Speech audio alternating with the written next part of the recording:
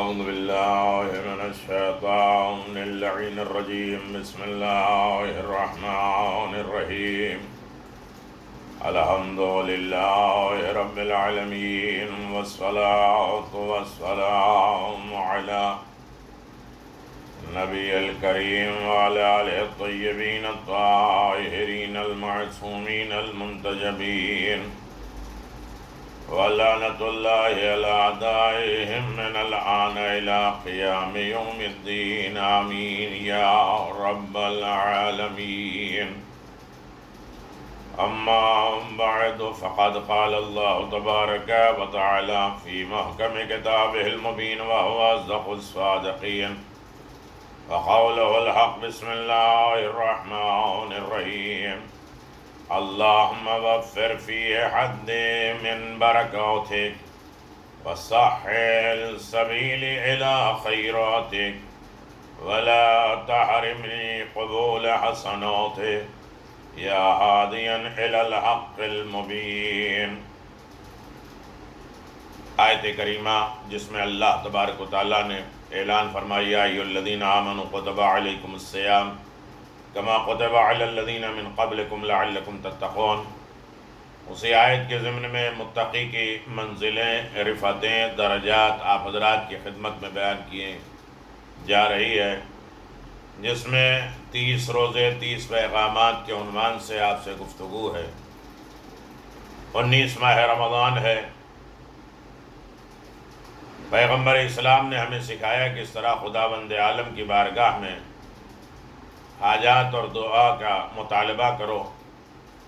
اے معبود، آج کے دن اس ماہ کی برکت میں میرا حصہ بڑھا دے، اور اس کی نیکیوں اور بھلائیوں کی طرف میرا راستہ ہموار اور آسان فرما۔ میری نیکیوں کی قبولیت سے مجھے محروم نہ کرے۔ اے روشن اور آشکار حق و حقیقت کی طرف ہدایت کرنے والے پروردگار، آج کے جو اہم نکات ہیں، منزلیں ہیں جس پر ہمیں غور کرنا ہے، فکر کرنا ہے۔ اگر ماننے والا فقیر ہی کاہل ہو تو اس میں صاحب خانے کی کیا غلطی؟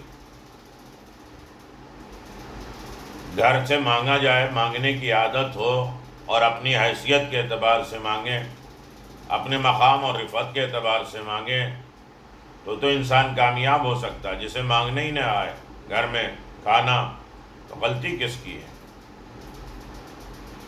دوسرا ہے آسان اور سیدھا راستہ۔ تیسرا ہے قبولیت دعا، مگر کس سے؟ اللہم وفر فی حظ من برکاتک۔ کبھی برکت کا تعلق اشخاص سے ہوتا ہے، لوگوں سے ہوتا ہے، جسے رسول خدا اور امیر المؤمنین علی بن ابی طالب کا وجود مبارک ہے، جن کی ذات ہی خود برکت کا سرچشمہ ہے۔ ساری برکتیں وہیں سے ہوتی ہیں۔ اور کبھی برکت مکان سے متعلق ہوتی ہے، جگہ سے، جیسے مکہ، مدینہ، بقیع، کربلا، نجف، مشہد، قوم۔ اور کبھی برکت زمان اور دنوں سے، کس وقت، کس دن، جیسے ماہ مبارک، رمضان، شب قدر، شب جمعہ، روز عرفہ، یہ زمان کے اعتبار سے۔ اس فقرے میں برکت زمانی مد نظر ہے، وقت،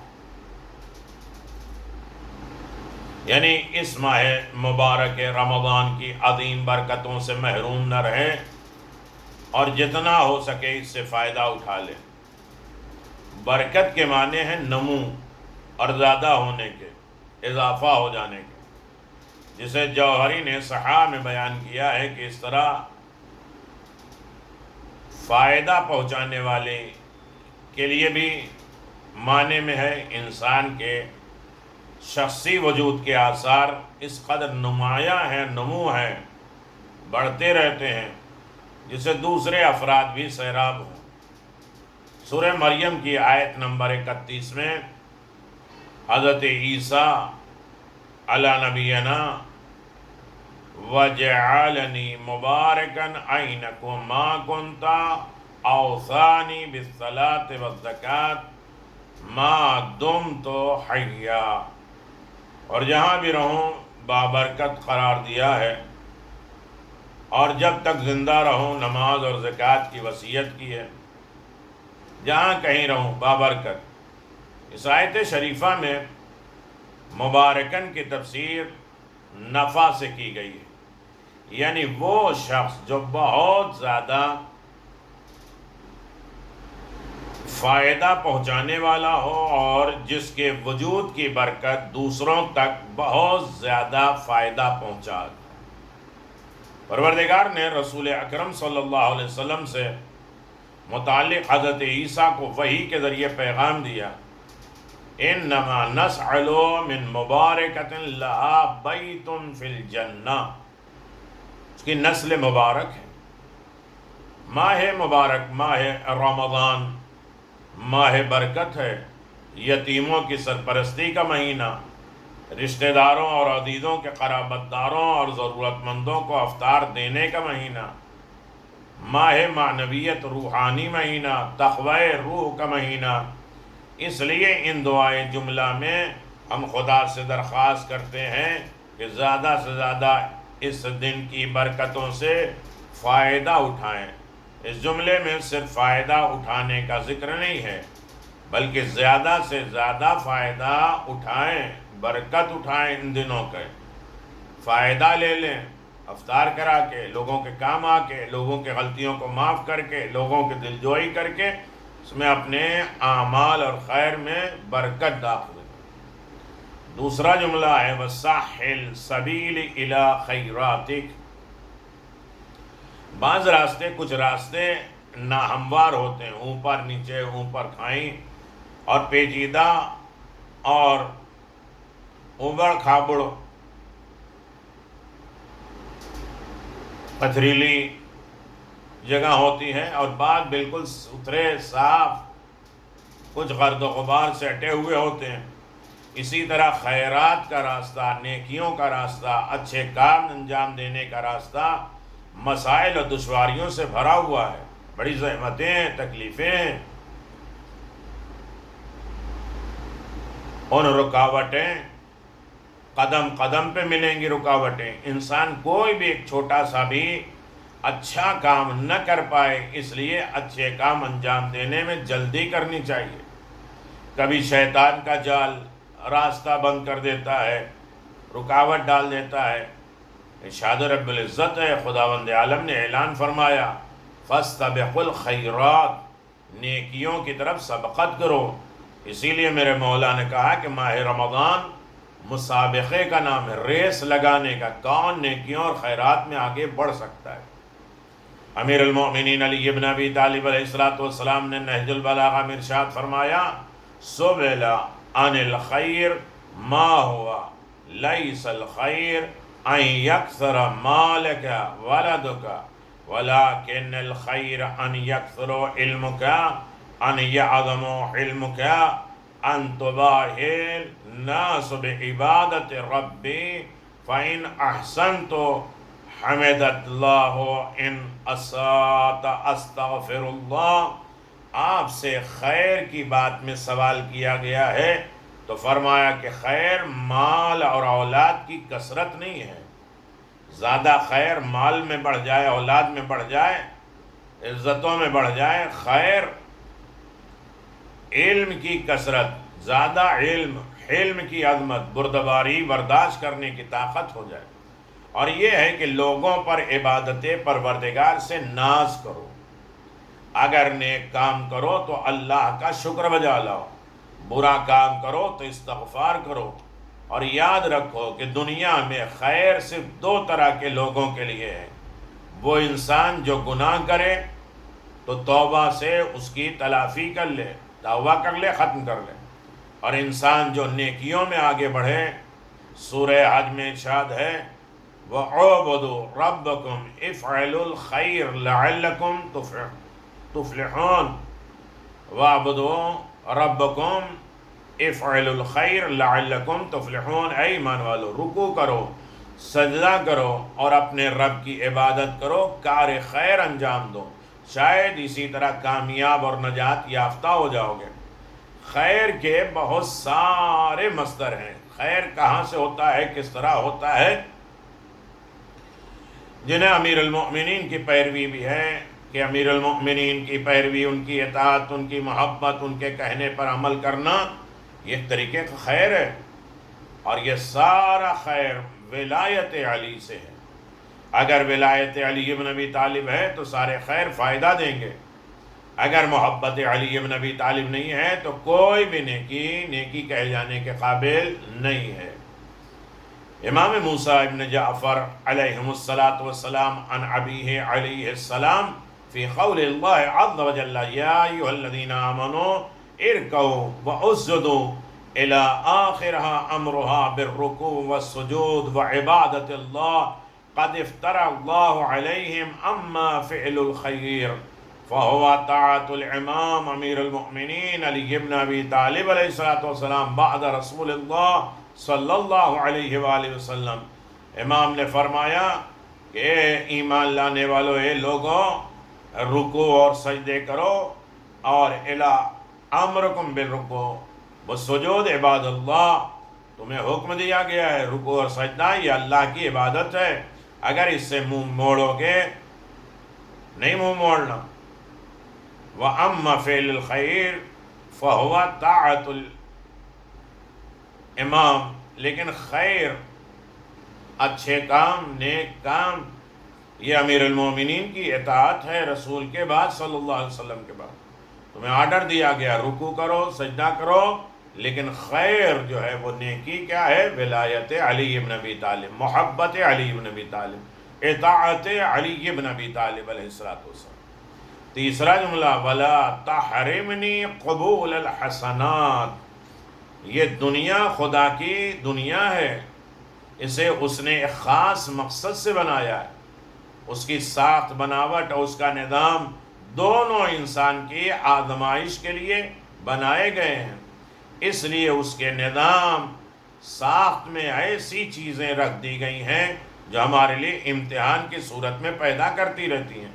حسنات میں امتحان ہے، اگر فقط اور فقط فی دنیا کے لباس میں ہوں، لیکن اگر فی الآخرہ کے ہو جائیں، دنیا کا لباس پہنے اور آخرت کے بارے میں غور نہ کریں، تو یقیناً انسان گھاٹے میں رہے گا۔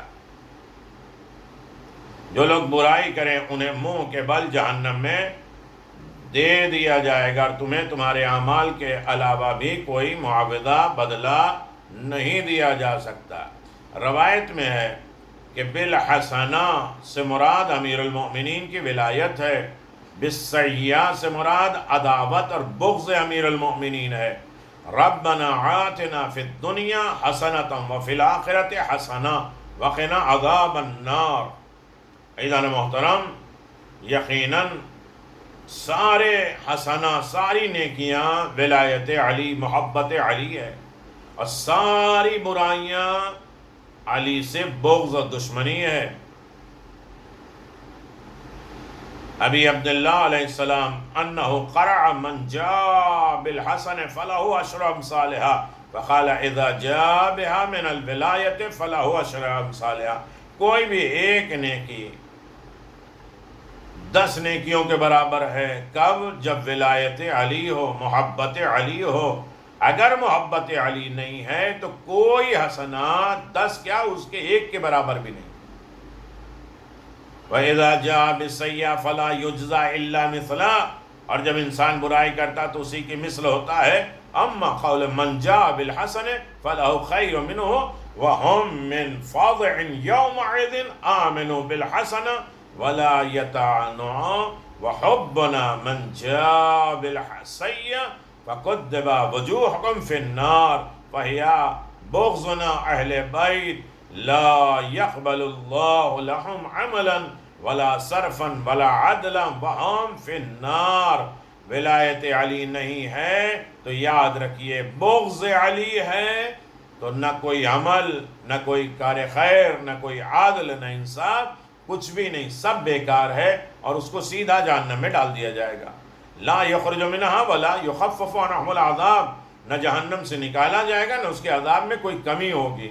بغض علی بہت بڑا عذاب ہے، دشمنی علی خود ایک عذاب ہے، اور جس کے دل میں آ جائے نہ اس کے عادل نیکی، کار خیر، نماز، دعا کوئی قبول ہونے والی نہیں ہے۔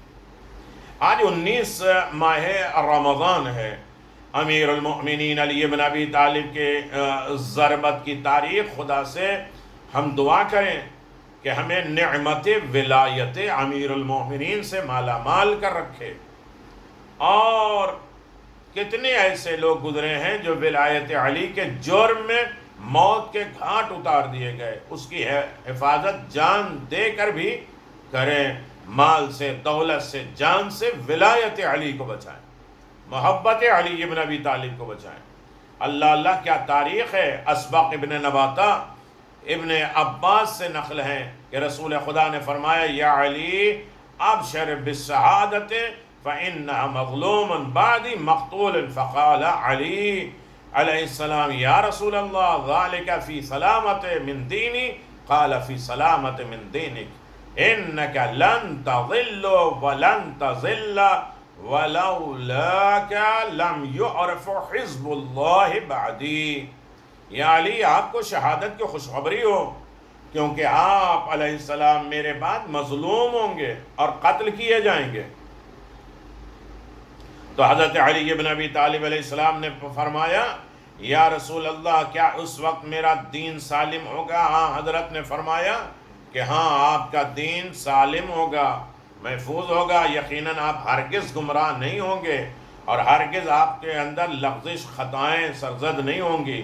اگر آپ نہ ہوتے تو میرے بعد اللہ کا کوئی گروہ، کوئی اللہ کی پارٹی، کوئی اللہ تک پہنچانے والا نہ ہوتا۔ حضرت علی بن ابی طالب علیہ السلام نے فرمایا فَلَمَّا خَلَا لَهُ الطَّرِيقُ نُقْنِي ثُمَّ أَحْدَثَ بَاقِيًا فَقَالَ بِأَبِي الْوَحِيدُ الشَّهِيدُ فَقُلْتُ يَا رَسُولَ اللَّهِ مَا يُبْكِيكَ فَقَالَ زَغَائِعٌ فِي صُدُورِ أَقْوَامٍ لَا يَدُونُهَا لَكَ إِلَّا مِنْ بَعْدِ أَحْقَادٍ بَدْرِيَّةٍ وَتُرَانَ حُدٍّ قلت فی سلامت دینی، قال فی سلامت دینی۔ جب راستے میں خلوت ہو گئی، اکیلے ہو گئے، تو ہاں حضرت مجھے گلے لگا کے رونے لگے، اچانک رونے لگے، فرمایا میرا باپ قربان ہو علی تنہا شہید پر۔ تو میں نے عرض کیا یا رسول اللہ آپ کو کس بات نے رلا دیا؟ تو حضرت نے فرمایا کہ بعض لوگوں کے دل میں کینہ، بغض ہے جسے وہ آپ پر ظاہر کریں گے، مگر میرے بعد بدر کے کینے، احد کا انتقام لیں گے لوگ۔ میں نے عرض کیا یا رسول اللہ میرا دین سالم ہوگا، فرمایا آپ کا دین سالم ہوگا اور آپ ہی کی وجہ سے سب کے دین سالم رہیں گے۔ علی بن ابی طالب علیہ السلام نے دیکھیے جنگ نہروان ہے، خارج ہے، ابن ملجم ہے، اسے زندگی دی، دولت دی، اسے بلایا یمن سے، اور پوری لمبی اسٹوری ہے کہ کس طریقے سے، لیکن اس نے کس طریقے سے مولا کے ساتھ دغا کیا۔ چوتھا فقرہ یا ہادین الی الحق المبین، اے روشن اور آشکار حق و حقیقت کی طرف ہدایت کرنے والے، میری دعاؤں کو شرف قبولیت عطا فرما۔ حق کی طرف تو بلائے گا، کھلے راستے کی طرف تو بلائے گا، اور بہترین ہدایت کرنے والا پروردگار تو ہے، اور یقیناً تیرے سامنے ماہ رمضان میں ولایت علی کے ساتھ ہم ظاہر ہوئے ہیں، آ گئے ہیں۔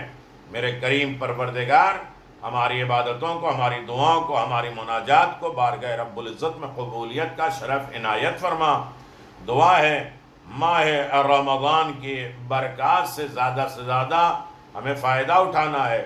ماہ رمضان میں ولایت علی، ماہ رمضان میں ولایت امام زمان، ماہ رمضان روابط ائمہ، ماہ رمضان ایک دوسرے کا خیال کرنا، افطار دینا، سونا جاگنا، کار خیر کرنا، اچھائیاں کرنا، روزہ، نماز، عبادتیں، سب کچھ اسی ماہ رمضان سے وابستہ ہیں، اور ان تمام ماہ رمضان سے ہمیں برکت حاصل کرنے کی توفیق عنایت فرما۔ برکتیں، نعمتیں الہی ہے، اور انسان ان برکتوں کے جز میں ہمیشہ کامیاب رہتا ہے، اور یہی وجہ ہے کہ برکت یعنی نمو، اضافہ. تو دعا کا پیغام یہ ہے ماہ رمضان کی برکات سے زیادہ ہمیں مستفید ہونے، برکت اور فائدہ حاصل کرنے کے لیے تڑپنا ہے، توفیق مانگنا ہے، درخواست کرنا ہے پروردگار سے، راہ خیرات کا آسان کرنا ہے، نیکیوں کے راستے کو ہمیں آسان کر دینا ہے، اور یہ نیکی کا راستہ میرا کھل جائے، حسنات کے انجام دہی سے محروم نہیں رہنا، نیکیاں سے ہم محروم نہ رہیں، دین حق کی جانب ہماری ہدایت فرما. تو یعنی ایک ہے ماہ رمضان میں برکت سے فائدہ اٹھانا، اور نیکیوں کے لیے راستہ ہم بہت سے لوگ کرنا چاہتے ہیں لیکن ان کے اندر رکاوٹ ہے، نہیں کر سکتے. تو ہمارے خیر راستے کو آسان کر دے، نیکیاں سے ہمیں محروم نہ کر دے، اور دین حق کی جانب ہماری ہدایت فرما. یہ ہے 19 ماہ رمضان کا پیغام، تحفہ. اور یہی درس امیر المومنین زندگی میں دیتے رہے، پیغام دیتے رہے کہ ہر خیر آسانی کے راستے بناتے جاتے ہیں. خدا کے بندگی عبادت کے راستے میں واجبات اور مستحبات الہی کے علاوہ بہت سے ایسے کام ہیں جنہیں انجام دینا بہت ضروری ہے، لیکن شیطانی وسوسے سے کوتاہیاں ایسی چیزیں ہیں جو اچھے کاموں کو انجام دینے نہیں دیتی. اس لیے ہر دم خدا سے مدد طلب کرتے رہنا چاہیے. رسول مقبول فرماتے ہیں چاہے جو بھی تمہاری ضرورت ہو جائے، اور جو بھی ضرورت ہو، چاہے جوتے کے بند کو کیوں نہ باندھنا ہو، ایسے ہاتھوں کو خدا کی بارگاہ میں پھیلاؤ، کیونکہ جب تک وہ نہ چاہے کوئی بھی کام آسان نہیں ہو سکتا. اللہ کی بارگاہ میں ہر مشکل چیز کی فریاد کریے، ہر دعا، ہر مناجات کریے، یقیناً اللہ تبارک و تعالی ہر منزل پہ کامیاب کرنے والا. آج مولا کائنات کے سر پہ ضربت لگی ہے، جناب زینب ام کلثوم رو رہی ہیں، فریاد کر رہی ہیں، اور اس طریقے سے فریاد کر رہی ہیں کہ مسجد میں نہیں گئیں، بھائی کو بھیجا اور اعلان کیا کہ دیکھو میرے بابا کو کیا ہو گیا. ایسے مصائب اور عالم میں ایک ہی جملہ آپ کی خدمت میں کہہ کے بات تمام کر دوں. میرے عزیزوں، مصیبت عظیم تھی. جناب امیر المؤمنین کا معاملہ تھا، باپ زخمی ہوا مگر آداب عصمت نے شہزادیوں کو گھر سے باہر نہ نکلنے دیا. یہ مصیبت کربلا کے لیے اٹھ رہی تھی کہ ایک منادی کی صدا سن کر عالم تہ و بالا ہو گیا. شہزادی خیمے سے باہر نکل گئیں. جناب زینب مقتل کو اس شان سے روانہ ہوئی کہ گوشے چادر عالمی اضطراب میں زمین پر کھینچتی جا رہی ہے. زبان پہ فریاد ہے، ہائے ماں جائے، ہائے میرے بھائی، ہائے میری ماں کے لاڈلے، اے آسمان کیوں نہیں پھٹ گیا، پہاڑ کیوں شک نہیں ہوا. یہ کہی رہی تھی کہ عمر سعد سامنے آ گیا اور اسے دیکھ کر فرمایا اے ابن سعد، تیرا باپ تو سعد الاسلام تھا، تو دیکھ رہا ہے کہ فرزند رسول ابو الحسین ذبح ہو رہے ہیں. عزادارو، ان الفاظ میں نہ معلوم کیسا اثر تھا. عمر سعد بھی منہ پھیر کر رونے لگا. ابھی بہن اپنے بھائی کے پاس پہنچنے نہ پائی تھی کہ شمر نے صدائے تکبیر بلند کی. فتح کے باجے بجنے لگے، سیادیاں چلنے لگی، نہر کا پانی اچھلنے لگا. راوی بیان کرتا ہے قسم بخدا میں نے بہت دیر سنا. حلق مقبول سے آواز آتی رہی ہے، نانا رسول خدا ابو الحسن، اے بابا علی مرتضی، اے بھائی حسن مجتبی، اے مادر گرامی زہرا، میں مظلوم قتل کیا گیا، میں پیاسا ذبح کیا گیا. آسمان سے آواز آئی، الا قتل الحسین بکربلا، الا ذبح الحسین بکربلا. مسجد کوفہ سے بھی آواز آئی، الا قد قتل امیر المؤمنین، الا لعنت اللہ علی قوم الظالمین. سيعلم الذين ظلموا أي منقلب ينقلبون إن لله وإنا إليه راجعون رضا بقضائه وتسليما لأمره